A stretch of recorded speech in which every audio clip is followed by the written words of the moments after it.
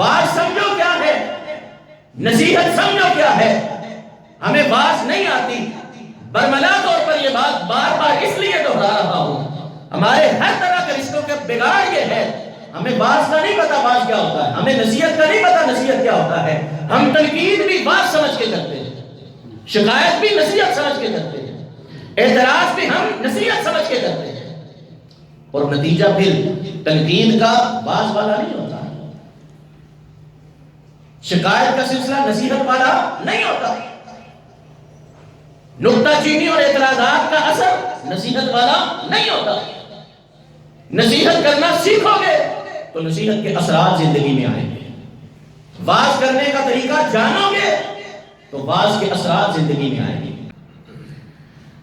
अल्हम्दुलिल्लाह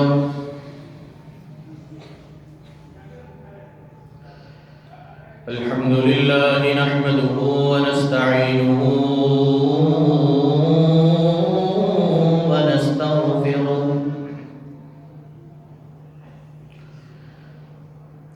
व नु'मिनु बिही व नतवक्कलु अलैहि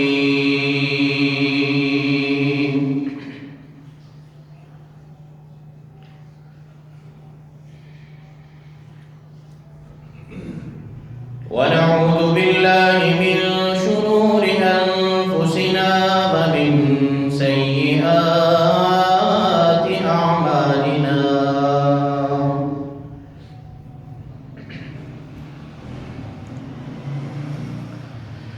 من يهده الله فلا مضل له ومن يضلل فلا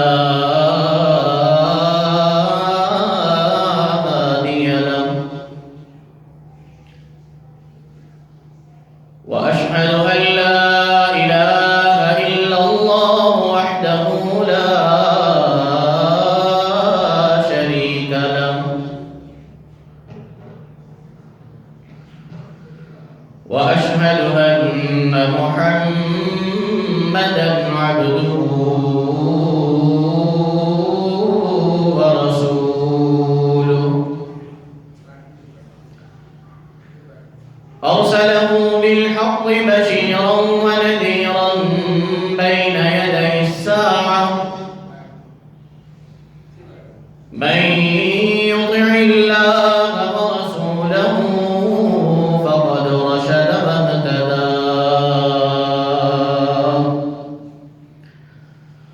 ومن يعص الله ورسوله فقد ضل وغوى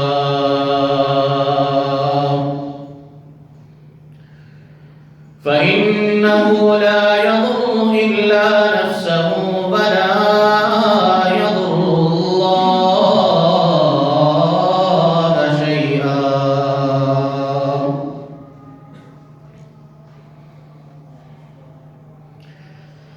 اللهم صل على محمد وعلى آل محمد كما صليت على إبراهيم وعلى آل إبراهيم إنك حميد مجيد اللهم بارك على محمد وعلى آل محمد كما باركت على إبراهيم وعلى آل إبراهيم إنك حميد مجيد أما بعد فإن خير الحديث كتاب الله وخير الهدي هدي محمد صلى الله عليه وسلم وشر الأمور محدثاتها وكل محدثة بدعة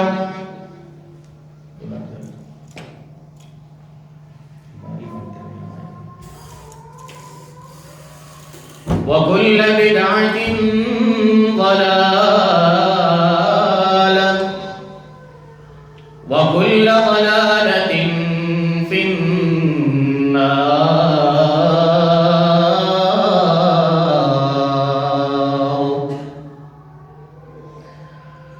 رب اشرح لي صدري ويسر لي أمري واحلل عقدة من لساني يفقهوا قولي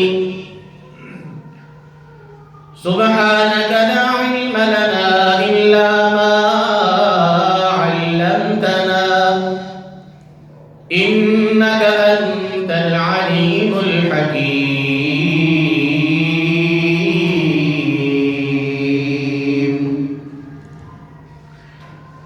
أعوذ بالله السميع العليم من الشيطان الرجيم بسم الله الرحمن الرحيم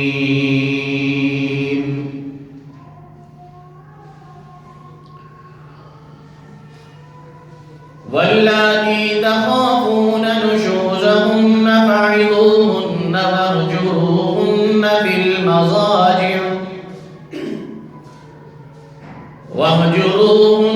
في المضاجع واضربوهن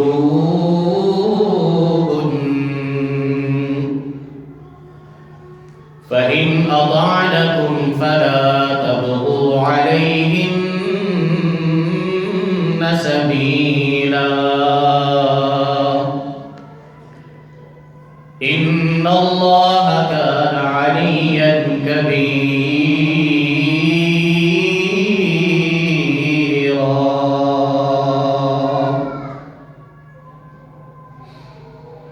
صدق الله مولانا العظيم وصدق رسوله النبي الكريم ونحن على ذلك لمن الشاهدين والشاكرين والحمد لله رب العالمين.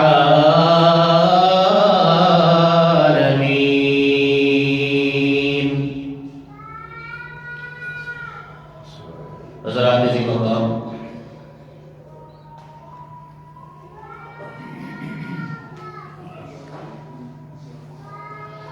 محترم بزرگوں اور نوجوان ساتھیوں،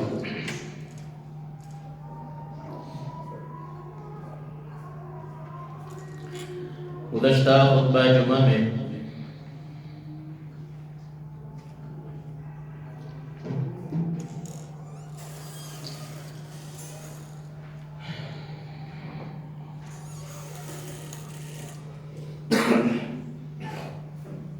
خاندانی اور ازدواجی گھر کی زندگی کے حوالہ سے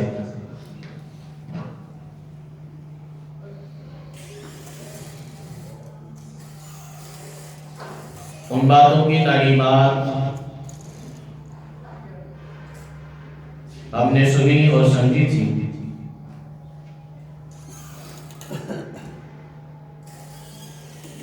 کہ جن کا اہتمام اگر میاں بیوی کرے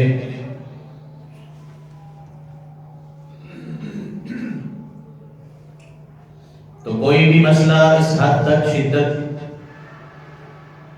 اور سختی کی طرف نہیں جاتا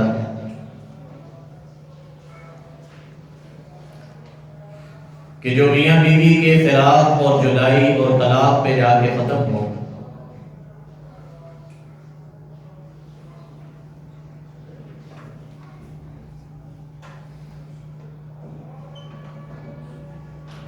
معاشرتی زندگی میں جو مشاہدات آج تک کی زندگی میں ہمارے سامنے آئے،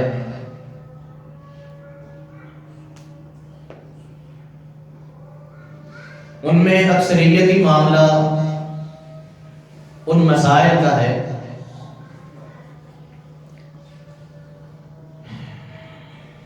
کہ جن میں طریقہ کار سے نواقفیت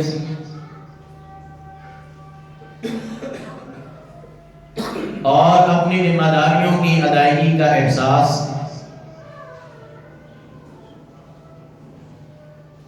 ذاتی مفادات انانیت کے مسائل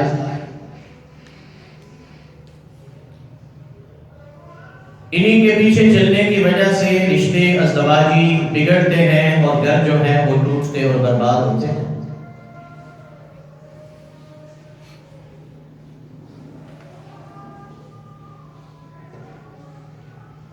ان کا حل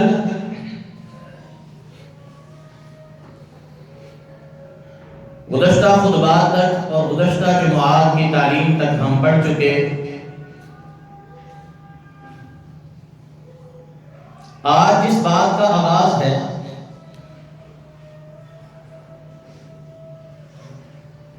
کہ اگر کوئی مسئلہ ازدواجی زندگی میں آ جائے اور واقعتاً اس قابل ہو کہ اس پر کوئی نہ کوئی ایکشن اور کوئی نہ کوئی رویہ اس کے مقابل دکھلایا جائے،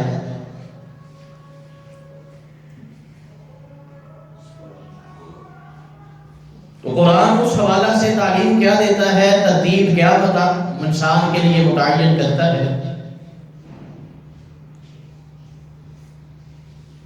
اس کے بارے میں سورۃ النساء کی آیت مبارکہ دوران خطبہ تلاوت کی ہے.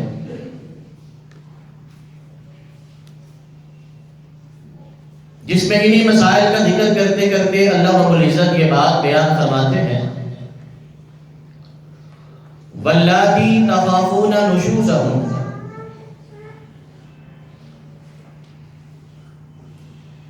اور تمہاری وہ عورتیں اور بیویاں کہ جن کی طرف سے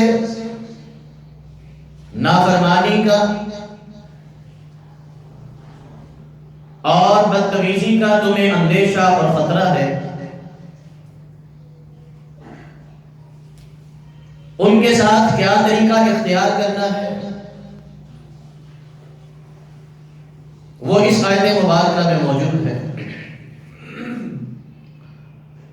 اس کی طرف بڑھنے سے پہلے یہ لفظ اللہ نے جو استعمال کیا اس آیت مبارکہ میں نشوز، نشز سے ہے، یہ کسے کہا جاتا ہے؟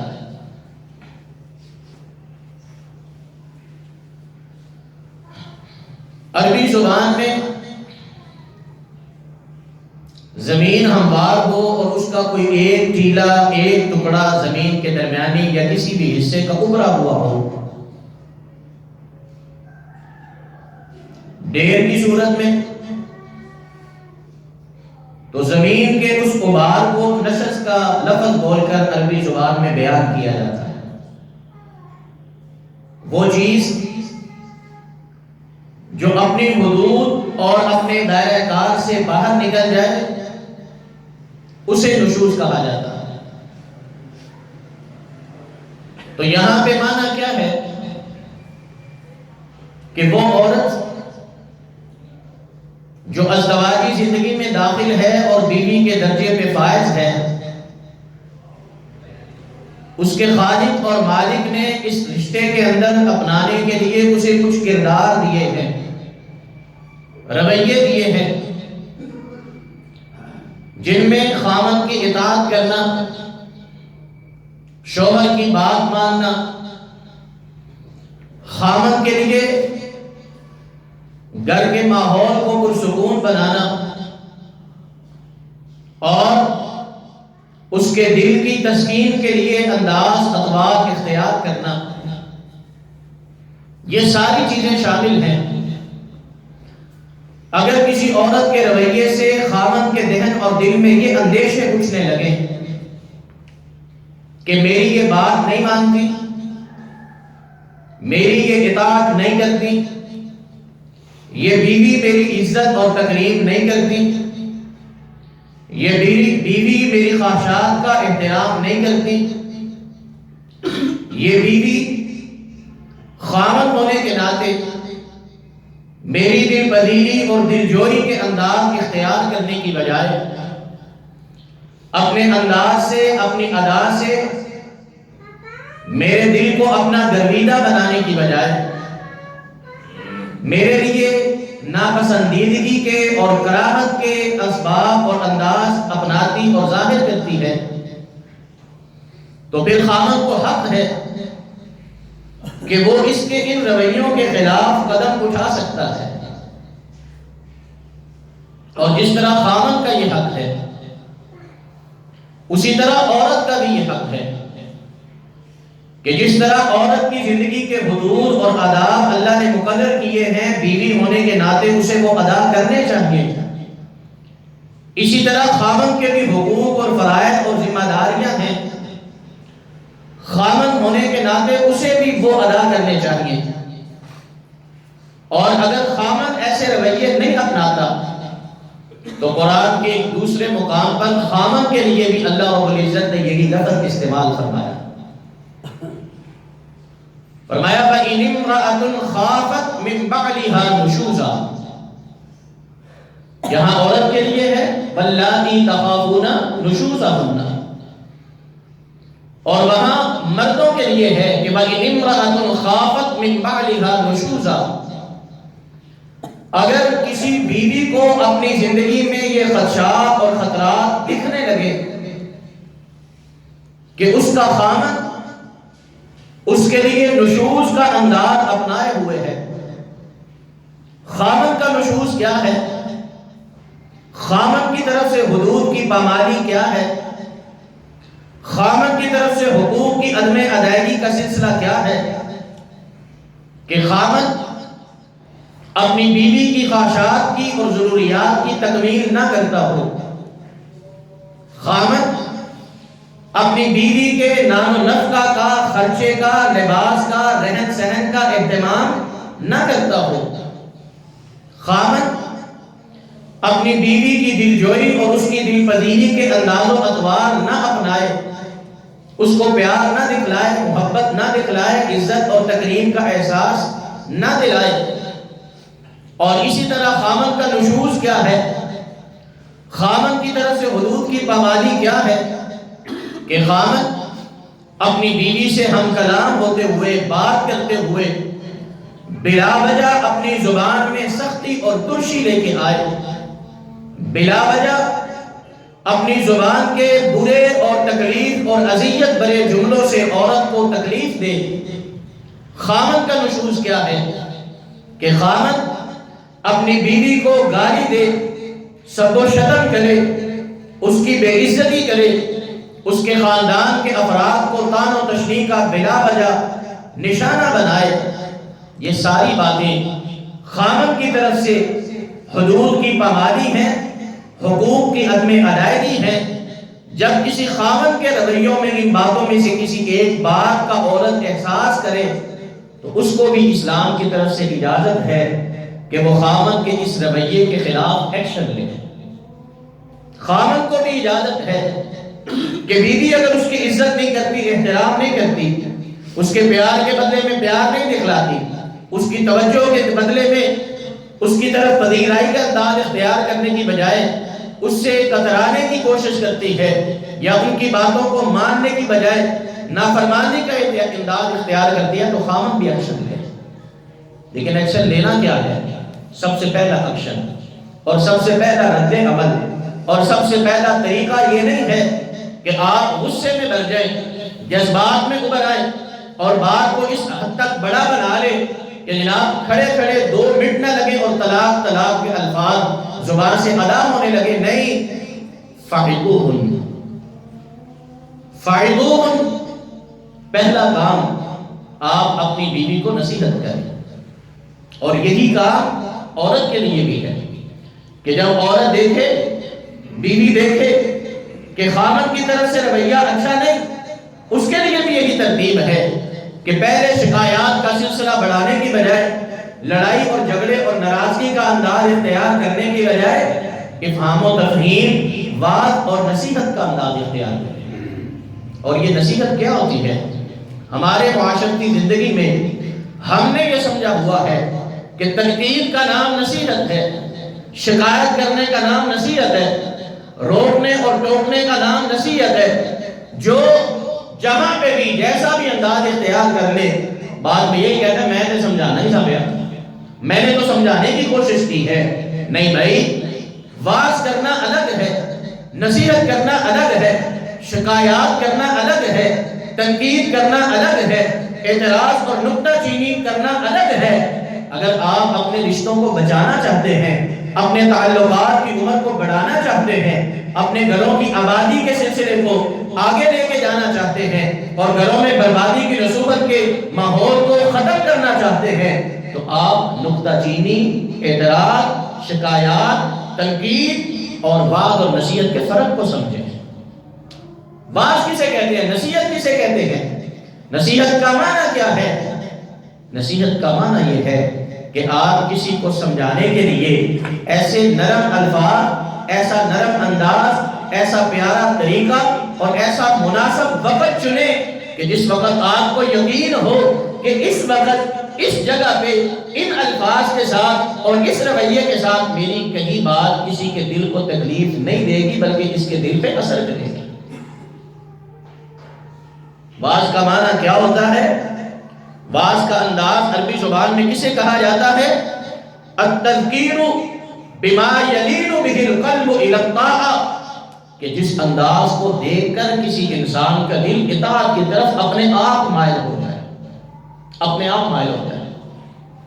اور ہم اپنے اپنے گریبان میں جان کر دیکھیں کہ ہم جہاں کسی کی غلطی پر یہ سوچ کر کہ اس کی ہم نے اصلاح کرنی ہے، اس کو ہم نے درست ڈگر پہ چلانا ہے، ہمارا وہاں پہ جو رویہ ہوتا ہے، ہمارے وہاں پہ جو الفاظ ہوتے ہیں، ہمارے وہاں پہ جو جذبات اور احساسات ہوتے ہیں، وہ کسی انسان کے دل کو ہمارے قریب کرتے ہیں یا ہم سے اور دور لے جاتے ہیں۔ فَعِلُهُمْ کا معنی کیا ہے؟ اور یہ بائی چانس نہیں ہے سلسلہ کہ بس ٹھیک ہے نبی مرضی میری مرضی تھی میں ویسے سمجھاتا کہ اس طرح سمجھاتا، نہیں، یہ اللہ کی طرف سے حکم ہے۔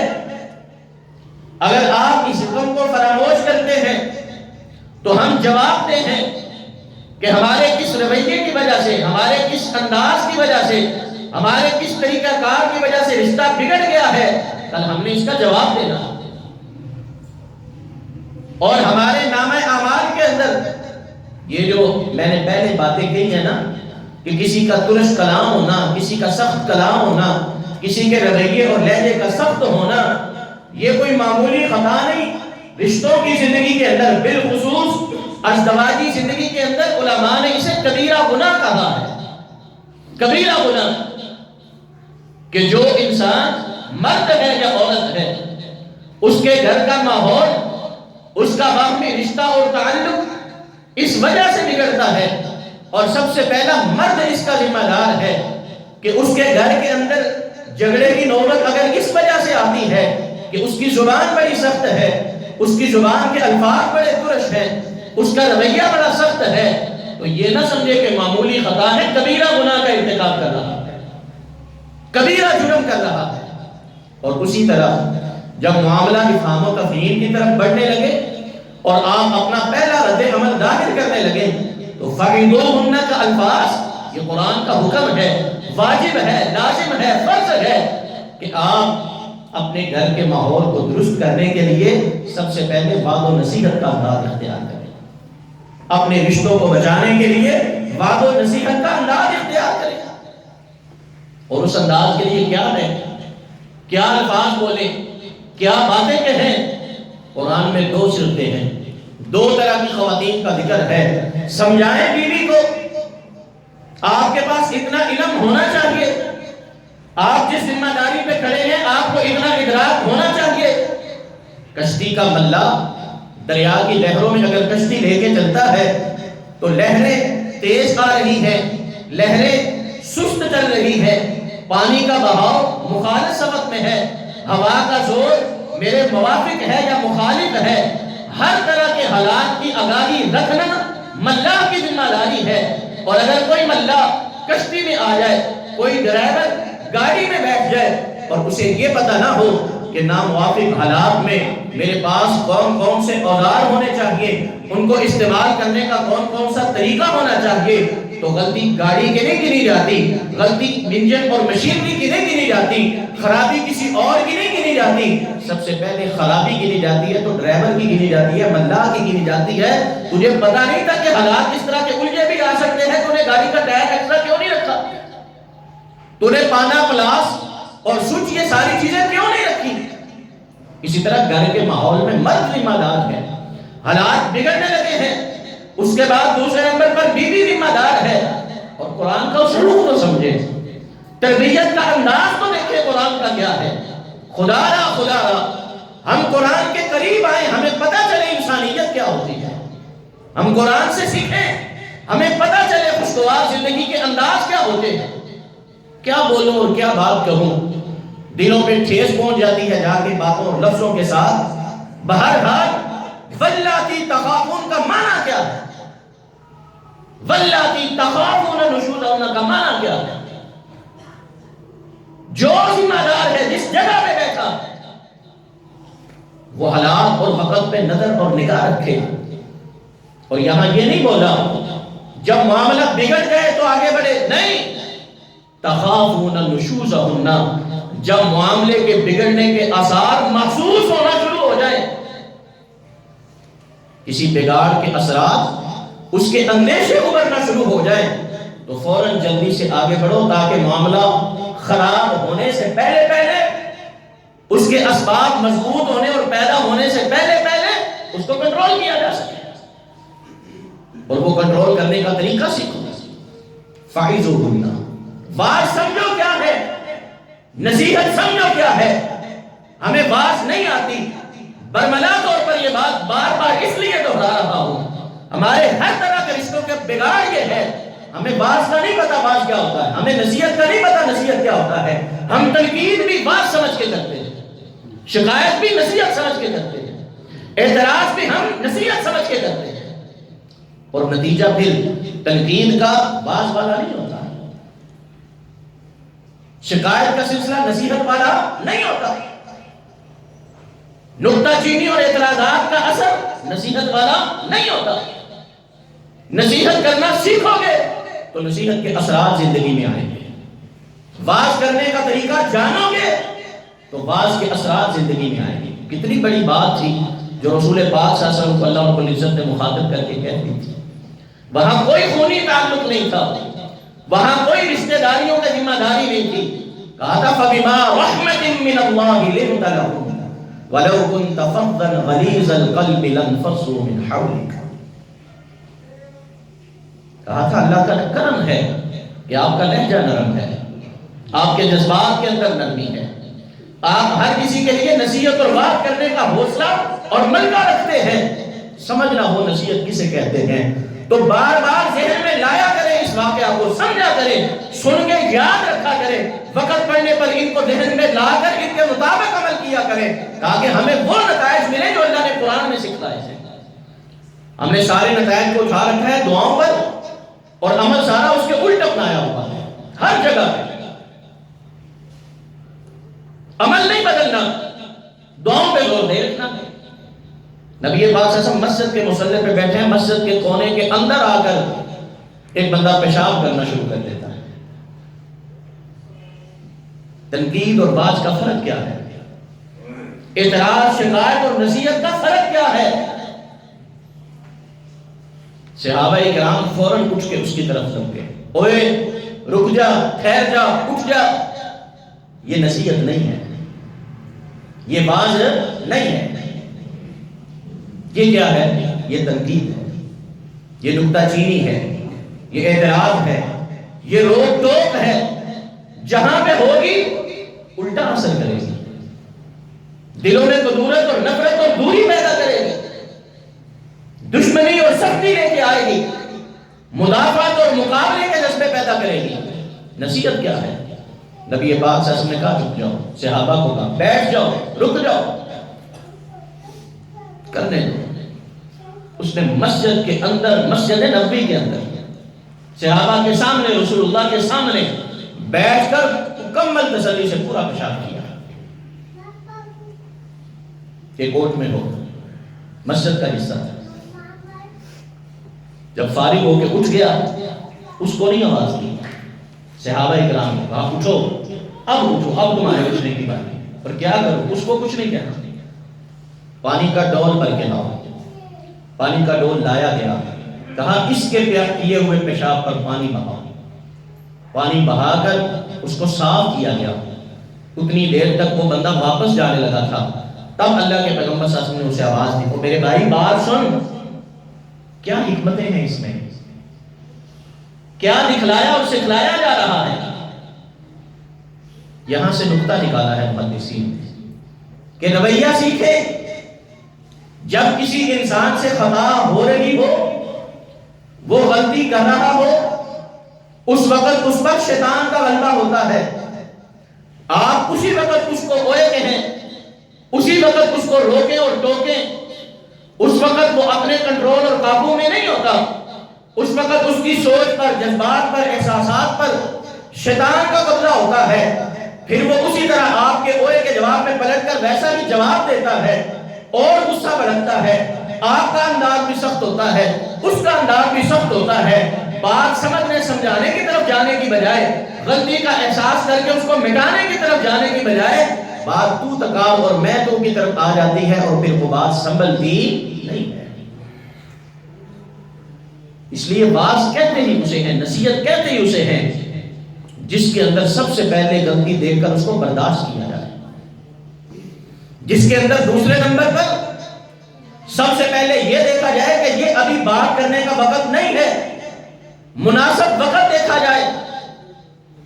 کون سا مناسب وقت؟ کہ جب بیوی کا رویہ یا خامد کا رویہ وہ اتنا نرم ہو چکا ہو کہ آپ جو بات کہیں گے وہ آپ کی بات کو پوری توجہ سے سنے گا بھی اور بات پہ غور بھی کرے گا. اسے کہتے ہیں آواز. یہ کرنا آنا چاہیے، ہر خامد کو آنا چاہیے، ہر عورت کو آنا چاہیے. یہ اس کے لیے قرآن کا حکم ہے، فرض ہے، واجب ہے، لازم ہے. اس کی نوبت آتی ہے ہمارے رشتوں میں، ناطوں میں، معاملات میں، اس نہج تک بات آتی ہے.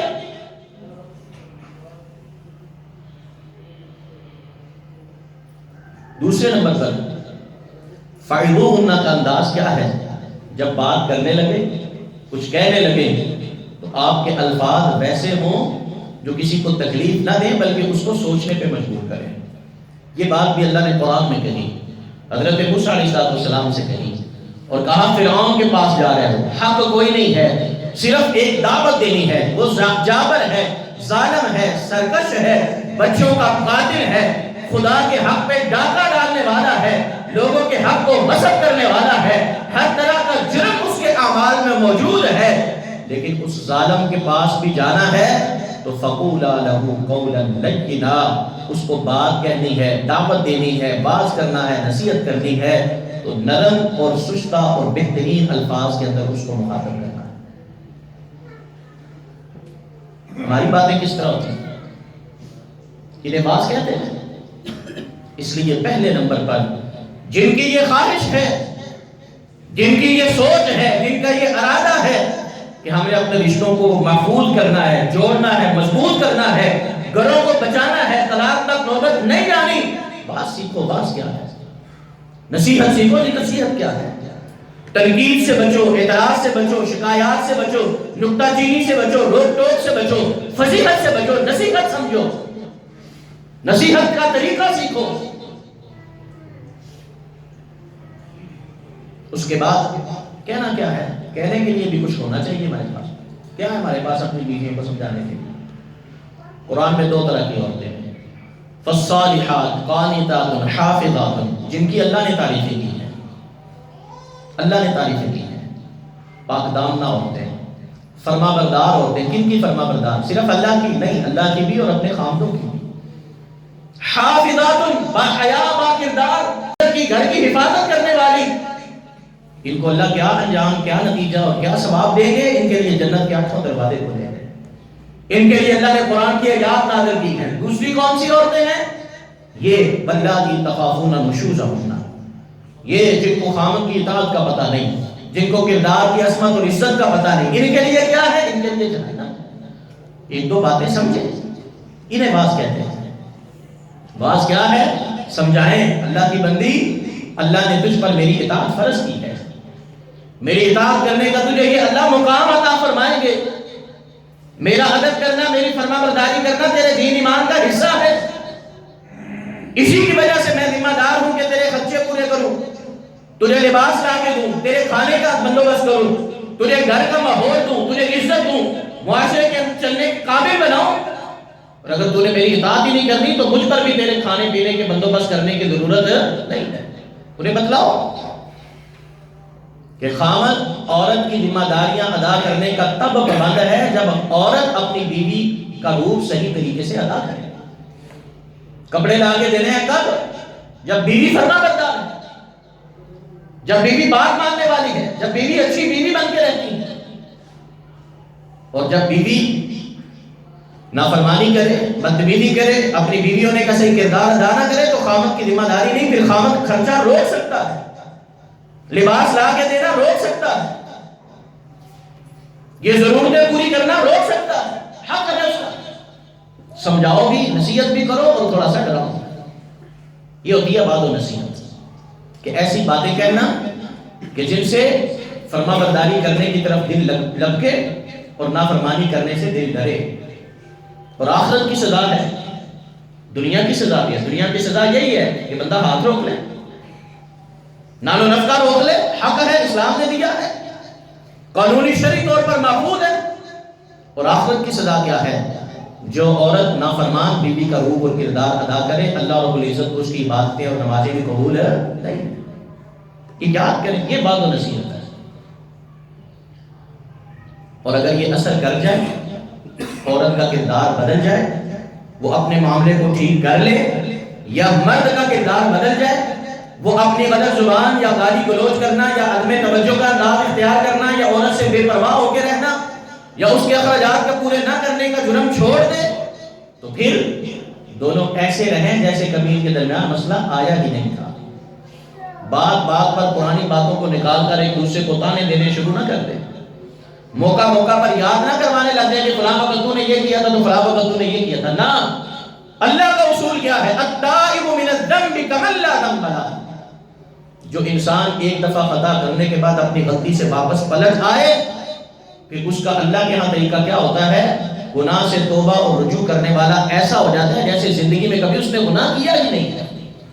آپ بھی یہ اصول اپناؤ، جس کو ایک دفعہ سمجھانے کے بعد اس نے اپنی غلطی ٹھیک کر لی ہے، ساری زندگی میں اس کی گزشتہ گناہ اور غلطی کا کبھی بھی ذکر کرنا نہیں، کبھی بھی تانا دینا نہیں، کبھی بھی یاد دلانا نہیں، کبھی بھی شرمندہ کرنا اور آگ دلانا نہیں۔ لیکن اگر بات و نصیحت کا اثر نہیں ہوتا، پھر دوسرا قدم ہے وَاهْجُرُوهُنَّ فِي الْمَضَاجِعِ۔ طلاق کی طرف جانے سے پہلے یہ بھی تو کام کر کے دیکھو، اثر دیکھو ہوتا ہے کہ نہیں ہوتا۔ وَاهْجُرُوهُنَّ فِي الْمَضَاجِعِ، دوسرا کام کیا ہے؟ کہ ان کو بستروں میں اکیلا چھوڑ دو۔ بستروں میں اکیلا چھوڑنے کا مطلب کیا ہے؟ بڑی وضاحت کے ساتھ علماء نے اس کی بھی تفصیل کی ہے، اور اس میں آداب کیا ہے، یہ بھی بڑی تربیت کا پہلو ہے کہ پھر اسے ناراضگی دکھاؤ۔ کیسی ناراضگی؟ بات چیت نہ کرو، اگر کرو تو اسے پتا ہو کہ یہ ناراض ہے مجھ سے، کوئی مسئلہ ہے، ان کو کوئی مجھ سے شکایت ہے، کسی بات کی ان کو تکلیف ہے جس کی وجہ سے ان کا رویہ بدلا ہوا ہے۔ لازمی نہیں کہ آپ جگڑ کر کی احساس دلائیں، اس سے پہلے والا کام بھی کر کے دیکھیں، شاید اچھا اثر ہو جائے۔ اور وہ کیا ہے؟ اپنی گفتگو کے اندر رویہ تبدیل کر لیں۔ اما عائشہ صدیقہ رضی اللہ تعالیٰ عنہا فرماتی ہیں کہ جب الزامات کا سلسلہ تھا نا، اور ابھی تک مسئلہ کلیئر نہیں ہوا تھا، آسمان سے سورہ نور نہیں آئی تھی، اور واقعہ عفق کا وقت تھا، مجھ پر بہتان لگایا تھا، تو رسول اللہ صلی اللہ علیہ وسلم نے مجھے کہا تو کچھ بھی نہیں تھا۔ آپ بار بار یہ پتا کر رہے تھے کہ حقائق کیا ہیں، ہر چیز ہر بندے سے پوچھ رہے تھے، جن سے بات کرنی تھی مشورہ لینا تھا ان سے مشورہ لے رہے تھے، اور جن کی باتیں سن کر آپ نے سوچنا تھا سوچ رہے تھے۔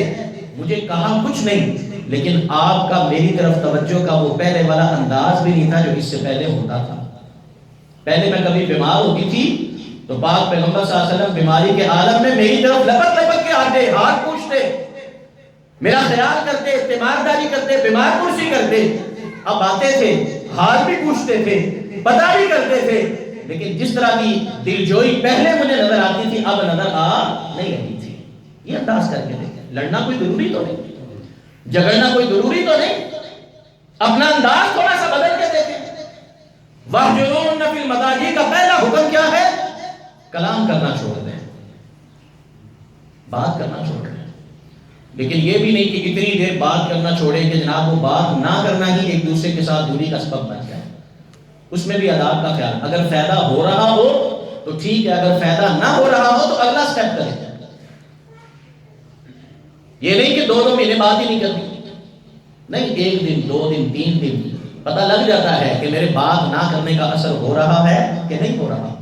اگر اثر ہو رہا ہے تو انتظار کر لیں، تھوڑی دیر ناراضگی لمبی کر لیں، اللہ رب العزت جلدی اچھے اثرات دیتے ہیں۔ اور اگر پرواہ نہیں کوئی کر رہا کہ ناراض ہے تو ناراض ہے، نہیں بولتے تو نہ بولیں، اس کا مطلب ہے کہ اندر ابھی سختی زیادہ ہے۔ پھر کیا کام ہے؟ فَاهْجُرُوهُنَّ فِي الْمَضَاجِعِ، پھر بستر ایک ہو لیکن قربت نہ ہو، ایک دوسرے کی طرف ملان نہ ہو، بستر ایک ہو، کمرہ بھی نہیں بدلنا۔ وجہ کیا ہے؟ خوبصورتی دیکھیں اس رشتے کی۔ اللہ رب العزت نے یہ احکامات دیتے وقت نبی پاک صلی اللہ علیہ وسلم نے باقاعدہ کہا، لوگوں لا تہجروہن الا فی بیوتہن، اگر نوبت یہاں تک آ جائے نا کہ بات و نصیحت سے کوئی نہیں سمجھا، ناراضگی دکھلانے سے کوئی نہیں سمجھا، تو اب بستروں کو علیحدہ کرنا ہے۔ گھروں میں ناراضگی دکھلانی ہے لیکن گھر سے باہر نہیں نکلنا، گھر چھوڑ کے نہیں جانا۔ حتیٰ کہ علماء نے یہاں تک کہا کہ بستر بھی نہیں چھوڑنا، صرف کیا کرنا ہے؟ کلام نہیں کرنا اور توجہ نہیں دینی، قربت اختیار نہیں کرنی۔ کیوں؟ تاکہ گھر کی بات گھر میں رہے، حتیٰ کہ اولاد کے سامنے بھی بات ظاہر نہ ہو کہ ماں باپ کا آپس میں کوئی جھگڑا چل رہا ہے، اولاد کے سامنے بھی یہ بات ظاہر نہ ہو۔ ناراضگی دکھلانی ہے اس طرح گھر کے اور کمرے کی حدود کے اندر دکھلاؤ کہ اولاد کو بھی پتہ نہ چلے، تب اللہ تمہارے حالات کے لیے برکتیں اتاریں گے۔ اور جہاں پہ اولاد چھوڑ، گھر چھوڑ، پورے محلے کو پتا ہو کہ آج پھر لڑائی ہوئی ہے، وہاں اللہ کی برکتیں آئیں گی؟ نہیں آئیں گی۔ وَاهْجُرُوهُنَّ فِي الْمَضَاجِعِ، صرف بستروں تک اپنی ناراضگی معمول رکھو، یہ دوسرا سٹیپ ہے۔ اور اس کے بعد اگر اس کا بھی اثر نہیں ہوتا، وَاضْرِبُوهُنَّ، یہ تیسرا حکم ہے۔ پھر خامن کو اجازت ہے کہ اگر سختی کر سکتا ہے، ہاتھ اٹھا سکتا ہے اور سمجھتا ہے کہ اس کا فائدہ ہوگا، یہ بھی بات ذہن میں رکھنی ہے۔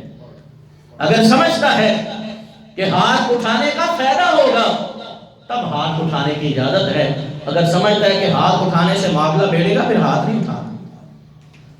اور نبی پاک صلی اللہ علیہ وسلم نے یہاں بھی کہا کہ ہاتھ کیسا اٹھانا ہے؟ ہاتھ اٹھانے کا مطلب یہ نہیں کہ اپنا غصہ نکالنا ہے، نہیں، فرمایا ایسا کوئی تھپڑ جو اس کے چہرے پہ لگے نہیں مارنا۔ کسی خامد کو اجازت نہیں اپنی عورت اور بیوی کے چہرے پہ تھپڑ مارے۔ حضرت عبداللہ بن عباس رضی اللہ عنہ سے پوچھا شاگردوں نے کہ وَاضْرِبُوهُنَّ کا حکم ہے مار لو، اگر ضرورت پڑے تو بیوی کو مار سکتا ہے بندہ اس کو سمجھانے کے لیے، جیسے شاگرد کو یا اولاد کو سزا دی جاتی ہے، ذمہ دار شخص اپنے متاحد کو سزا دے سکتا ہے، تو یہ کیسی سزا ہے؟ فرمایا مسواک کرتے ہو؟ کہا جی مسواک کرتا ہوں۔ کہا مسواک کے ساتھ ہلکی ہلکی ٹو کرو تاکہ اسے احساس ہو کہ میں غلط کر رہی ہوں، بس احساس دلانا ہے، غصہ نہیں نکالنا، غصہ نہیں نکالنا، تھپڑ نہیں مارنا چہرے پہ، یہ مار احساس دلانے کے لیے ہے تاکہ احساس زندہ ہو جائے۔ اور اگر اس کا بھی فائدہ نہیں تو پھر اگلا ہوگا۔ اور نبی پاک صلی اللہ علیہ وسلم نے یہاں پہ یہ بات بھی نوٹ رکھیں، قرآن کی اس حکم کو سمجھنے کی ضرورت ہے، اعتراض کرنے کی ضرورت نہیں، نہ عورتوں کے لیے نہ کسی اور کے لیے۔ رسول اللہ صلی اللہ علیہ وسلم نے زندگی پر کسی پہ ہاتھ نہیں اٹھائے، باقاعدہ رسول اللہ نے چہرے پہ مارنے سے منع کیا، اور اگر مارنے کی اجازت دی بھی تو وہ بھی صرف احساس دلانے کے لیے۔ اور جب کسی طرف سے شکایت آئی نا کہ فلاں گھرانوں کے افراد نے اپنی بیوی پر ہاتھ اٹھایا ہے، تو نبی پاک صلی اللہ علیہ وسلم ممبر پہ تشریف فرما ہوئے، ممبر پہ تشریف فرما ہو کر رسول اللہ نے فرمایا مجھے لوگوں کی طرف سے اطلاع مل رہی ہے کہ فلاں خامن نے اپنی بیوی پہ ہاتھ اٹھایا ہے، میں محمد کہتا ہوں یہ تمہارے بہتر لوگ اچھے لوگ نہیں ہیں، ان کو سلیقہ نہیں ہے، طریقہ نہیں ہے، جن کی زندگی کی حد یہاں تک چلی جائے، کمی ان کے اندر ہے، اس سے کوئی بہتر اسلوب اپناؤ۔ یہ تھے مرد کے لیے احکامات۔ اب دو احکامات قرآن کے دوسرے مقام پہ ہیں کہ اگر عورت کو یہ احساس ہو کہ خامن میرے لیے بہتر طریقہ اختیار نہیں کر رہا، اس کی دو صورتیں ہیں۔ ایک صورت یہ ہے کہ خامن خرچہ ہی نہیں دیتا، نان و نفقہ نہیں دیتا، بیوی کی طرف توجہ ہی نہیں کرتا، اس رشتے کا پاس اور احساس ہی نہیں کرتا، اس کے بعد بد زبانی کرتا ہے، بد کلامی کرتا ہے، گالی گلوچ کرتا ہے، طعن و تشریح کرتا ہے۔ اور دوسری صورت کیا ہے کہ بد کلامی نہیں کرتا، بد زبانی نہیں کرتا، خرچہ بھی پورا دیتا ہے، لباس اور رہائش اور عزت کے جو ضرورت کے سارے معاملات ہیں وہ پورے کرتا ہے، لیکن وہ جو ایک محبت ہوتی ہے، ایک پذیرائی ہوتی ہے، ایک آپس کا انس ہوتا ہے، ایک دوسرے کی طرف کھچاؤ ہوتا ہے، ایک دوسرے کے لیے توجہ ہوتی ہے، جس کو پیار اور محبت کا نام دیا جاتا ہے، وہ خامد کے جذبات میں نہیں ہے، تو پھر اس بات پر عورت کو اجازت نہیں کہ لڑائی اور تماشا کھڑا کرے۔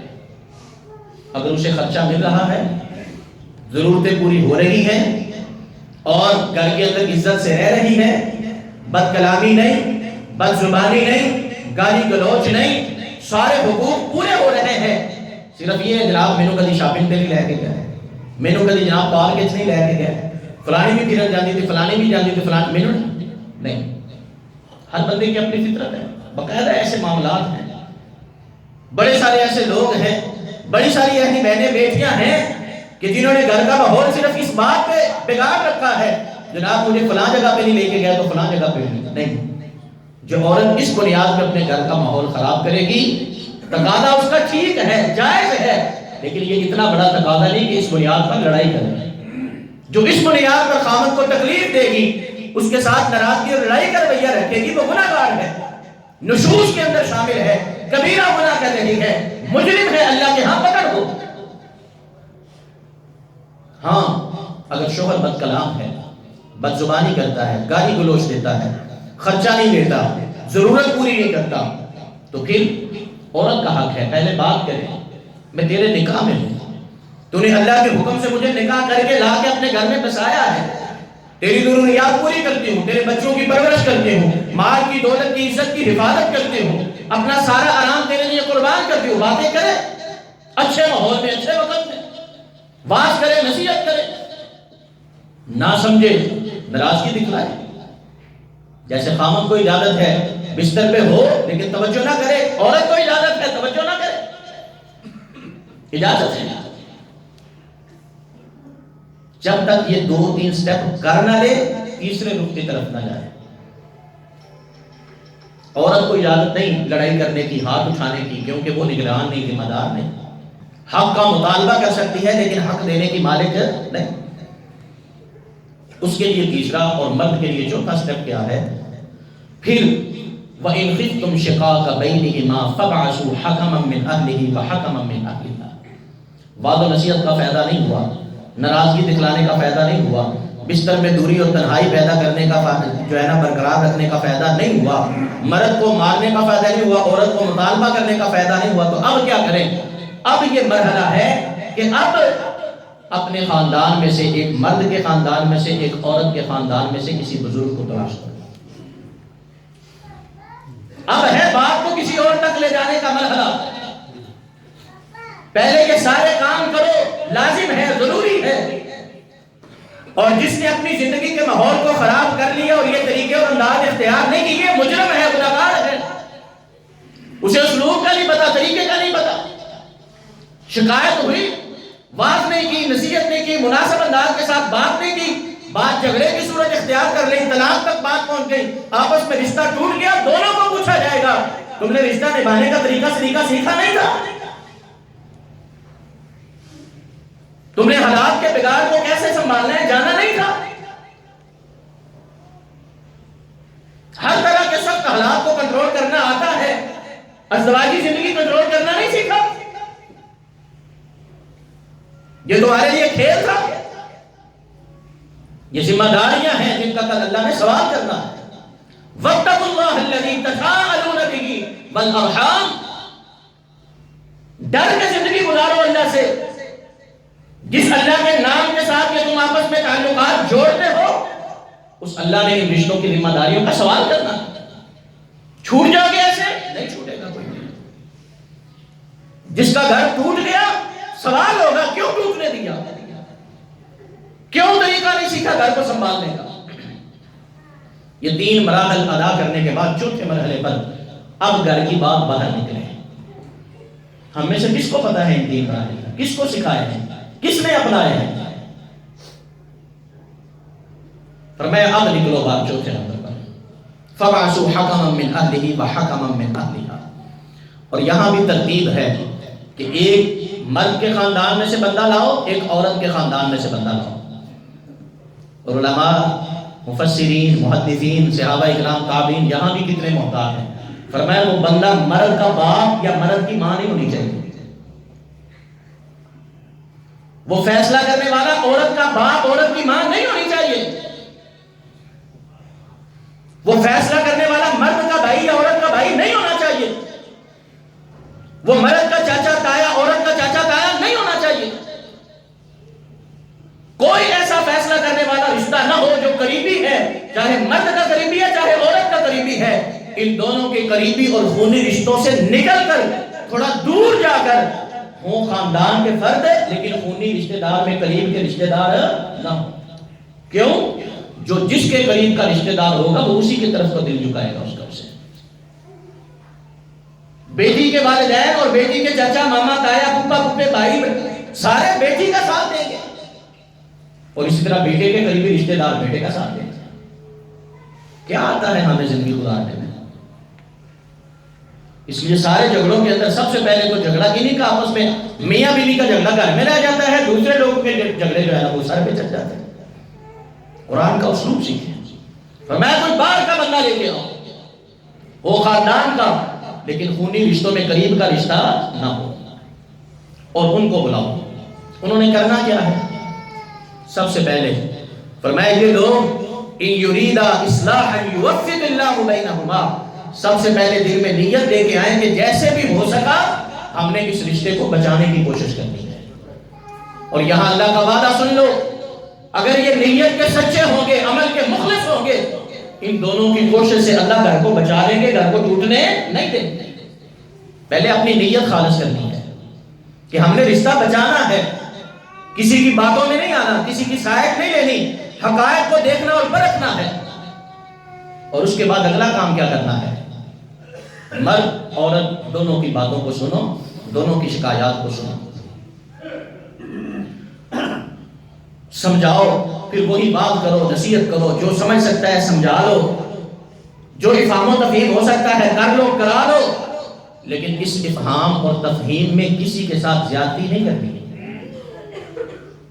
حضرت علی رضی اللہ تعالیٰ کے دور میں آپ کی عدالت میں ایک مرد اور عورت میاں اور بیوی کا فیصلہ آیا، لڑائی جھگڑے کی بات آئی. عورت کے ساتھ بھی اس کے خاندان کے افراد تھے، مرد کے ساتھ بھی اس کے خاندان کے افراد تھے. حضرت علی رضی اللہ عنہ نے پوچھ پاچھ کے ایک اس خاندان کا بندہ ایک اس خاندان کا بندہ دونوں کو متعین کیا، فرمایا تم دونوں حاکم ہو، تم دونوں نے اس جھگڑے کا فیصلہ کرنا ہے. لیکن ساتھ ہی سوال کیا تمہیں پتا ہے تمہاری ذمہ داری کیا ہے، تم نے کرنا کیا ہے، یہ پتا ہے تم نے کرنا کیا ہے؟ ہاں نہیں پتا تو سن لو. اگر بہتر انداز کے ساتھ حقوق کی برابر تقسیم کے ساتھ بغیر کسی کو دبائے بغیر کسی کے ساتھ زیادتی کیے تم سمجھو کہ رشتہ برقرار رکھا جا سکتا ہے، صلح ہو سکتی ہے، یہ آپس میں اچھی ازدواجی زندگی گزار سکتے ہیں تو صلح کروا دینا. لیکن اگر نظر آئے نا کہ نہیں ان دونوں کے اندر اب آپس میں باہم میاں بیوی کے طور پر زندگی گزارنے کی اہمیت ان کے ذہنوں کے اندر باقی نہیں رہی، یہ اچھے میاں بیوی بن کر زندگی نہیں گزار سکتے، تو پھر صلح نہ کروانا، پھر دونوں کی طلاق کروا دینا، دونوں کو اپنے اپنے گھر میں بھیج دینا. ہم کیا کرتے ہیں؟ مرد کی زندگی بے عذاب، عورت کی زندگی. کیوں؟ بچہ نہ کی بنے گا، بچوں کے آپ ذمہ دار. بچوں کے لیے صلح کوئی صلح نہیں. صلح ہمیشہ ہے تو صرف مرد کے لیے، صرف عورت کے لیے. ازدواجی رشتے کی اہمیت کو تو سمجھیں. کسی خاندان کی ناک رکھنے کے لیے کوئی صلح نہیں. صلح ہے تو کس لیے؟ کیا یہ اپنے مرد کو، خامن کو بھرپور خامد ہونے کا احساس، عزت، تکریم دے سکے گی؟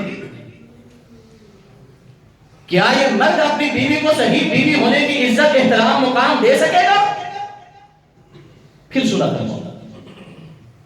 جب یہ بات حضرت علی رضی اللہ عنہ کی سنی نا، اس عورت نے کہا میں حاضر ہوں، قرآن کے مطابق جو میری ذمہ داریاں ہیں اگر ان میں قصوروار ہوئی تو میں سزا بھگتنے کے لیے تیار ہوں، اور جو میرا حق ہے قرآن کے مطابق، اللہ کی شریعت کے مطابق وہ مجھے ملا تو میں آپ کے ہر فیصلے پہ راضی ہوں. آپ فیصلہ کریں، چاہے طلاق کا چاہے نکاح کا، لیکن حقوق کے مطابق، شریعت کے اصول کے مطابق، انانیت کے مطابق نہیں، منہ زوری کے مطابق نہیں. جو میرا حق ہے مجھے ملے، جو میری ذمہ داریاں میں پوری ادا کروں گی، فیصلہ مجھے ہر آپ کا قبول ہوگا، لیکن مجھ سے وہی مطالبہ کیا جائے جو میری ذمہ داری ہے، جو میری ذمہ داری ہے مجھ سے مطالبہ نہ کیا جائے، اور مجھے وہ دلایا جائے جو میرا حق ہے، اور اگر میرے حق کو مار کر آپ نے صلح کروانی ہے تو مجھے نہیں منظور۔ مرد نے کہا نہیں جی نہیں، طلاق تو میں نے کسی صورت نہیں دینی۔ مرد نے کیا کہا؟ طلاق میں نے کسی صورت نہیں دینی۔ حضرت علی رضی اللہ عنہ نے کہا کذبت، جھوٹا ہے تو، تب تک تیری بات کو نہیں سنا جائے گا جب تک تو بھی اسی طرح اقرار نہ کرے جس طرح عورت نے اقرار کیا ہے کہ ہاں جو میری ذمہ داریاں ہیں مجھے دی جائیں، میں پوری کروں گا، اور جو میرے حقوق ہیں وہ مجھے پورے دلائے جائیں، میں ان میں کمی نہیں کروں گا۔ اس بات کا اقرار کر کہ حق پورے دے گا تو تیرے حق تجھے پورے ملیں گے۔ اگر تو اس بات پہ راضی ہوتا ہے تو صلح ہوگی، اگر تو اس بات پہ راضی نہیں ہوتا، اپنی شرائط پہ راضی ہونے کی کوشش کرتا ہے، کتاب اللہ کے طے کردہ طریقہ کار کے مطابق راضی نہیں ہوتا، تو پھر تیرا رشتہ نہیں دیکھا جائے گا، پھر عورت کی آزادی دیکھی جائے گی، اس کا حق دیکھا جائے گا۔ ذمہ داروں نے کیا کرنا ہے؟ انہوں نے ناک نہیں بچانی، انہوں نے اولاد کو نہیں دیکھنا، انہوں نے عزت ساتھ نہیں دیکھنی۔ دیکھنا کیا ہے؟ عورت کی زندگی اچھی گزرے گی، ان کی ازدواجی زندگی بہتر گزر سکے گی، یہ دیکھنا ہے، اس کے مطابق فیصلہ کرنا ہے۔ اور ان کو پوچھو کہ فیصلہ کیا تھا کس بنیاد پہ کیا تھا؟ فرمایا یہ ہے فَبْعَثُوا حَكَمًا مِّنْ أَهْلِهِ وَحَكَمًا مِّنْ أَهْلِهَا إِن يُرِيدَا إِصْلَاحًا يُوَفِّقِ اللَّهُ بَيْنَهُمَا۔ اگر دونوں کی نیت ٹھیک ہوگی، دونوں کی سوچ ٹھیک ہوگی، اصلاح کریں گے تو صحیح طریقے سے اللہ رب العزت ان دونوں حاکموں کو صحیح فیصلہ کرنے کی توفیق بھی عطا فرما دے۔ ان اللہ کان علیما خبیرا۔ آگے جملے بڑے پیارے ہیں لوگوں، تمہیں نہیں پتا آگے کیا ہونا ہے، اللہ کو پہلے سے پتا ہے۔ اللہ خبردار بھی ہے، اللہ علم والے بھی ہیں، اس لیے اپنے مشاہدات، اپنے تجربات، ہم نے یہ بھی دیکھا، ہم نے وہ بھی دیکھا، ہم اتنے لوگ جانتے ہیں، ان چیزوں کو پرے کرو، کتاب اللہ کو آگے رکھو، کتاب اللہ آگے رکھو، کتاب اللہ تمہارے مشاہدات سے بڑی ہے، اللہ کی شریعت تمہارے تجربات سے بڑی ہے، اللہ کے پاس قوت طاقت ہے توفیق دینے کی، اللہ کے پاس قوت طاقت ہے حالات کو بہتر کرنے کی، تمہارے پاس کیا ہے؟ اس لیے حضرت علی رضی اللہ عنہ شریعت کے مطابق جو جس کا حق ہے اس کو دو، جو جس کی ذمہ داری ہے اس کو بتاؤ، اس کے مطابق فیصلہ کرو۔ یہ چار چیزیں اگر ہمیں پتہ ہوں اور جو ہم اس گھروں کی زندگی کو چلا رہے ہیں، ہم اپنے اپنے مقام پر کھڑے ہو کر اپنی ذمہ داری اور حق کو جان کر، ہمیں نہیں پتا، یقین مانے نہیں پتا کہ ہماری ذمہ داریاں کیا ہیں، بغیر پتہ کیے ہی جناب گڈیاں ڈرائیو کرنے ہیں۔ یہ نہ چیزیں ہم نے سیکھی نہ ہم نے جانی، اور رولا کیا ہے؟ گھر نہیں آباد، گھروں میں سکون کوئی نہیں، گھروں میں آرام کوئی نہیں، رشتے جو ہے نا بگڑ رہے ہیں، بگاڑ رہے ہیں، وہ تو بگڑ رہے ہیں نا، اللہ نے تو بگڑنے کے لیے نہیں بنائے، اللہ نے تو وعدے کر رکھے ہیں، تم اپنی نیتیں ٹھیک کرو، اپنے عمل درست کرو، ہم دیکھو کس طرح برکتیں تمہیں گھروں میں عطا کرتے ہیں۔ یہ طریقہ کار ہیں چار، یہ جو طلاق سے پہلے پہلے کی صورتیں ہیں، جھگڑے کے بگڑنے سے پہلے پہلے کی صورتیں ہیں، ان چار صورتوں کو اپنانا ہمارے لیے لازم اور ضروری ہے۔ جب ہم یہ اپنائیں گے، سیکھیں گے، جان کے چلیں گے، اللہ ہمارے گھروں میں برکتیں اور اثرات بھی ویسے رکھیں گے، اور اگر ہم جانیں گے نہیں، سیکھیں گے نہیں، تو پھر منہ نیرے کی ٹکریں ہیں، جہاں مرضی مارو۔ اللہ رب العزت مجھے اور آپ کو سمجھنے کی توفیق عطا فرمائے۔ اقول قولی ھذا استغفر اللہ لی ولکم ولسائر المسلمین، والسلام علیکم۔